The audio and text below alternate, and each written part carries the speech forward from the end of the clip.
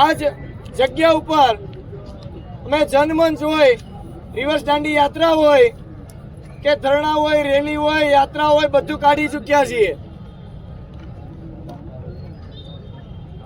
અને 10 વાગે મીટિંગ થી જો નિવાડો આવી જતો હોય તો આવી મીટિંગો 3 દી પહેલા થઈ હતી કે ગાંધીનગરમાં આવવાના છે બધા.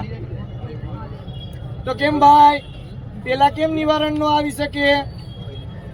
આ તો પેલા જેવું જબ તક ચમકતા નહીં તબ તક નમસ્કાર નહીં.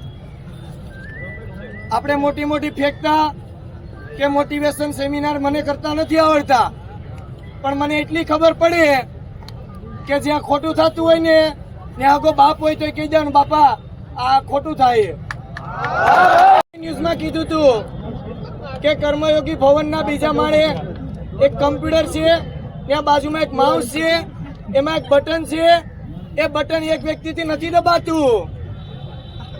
લાખો યુવાન જાય એમાં બટન દબાવે, ત્યારે બટન દબાવીને પછી એ જાહેરાત થાય કે ના ભાઈ 25 ગણા મેં દીધા.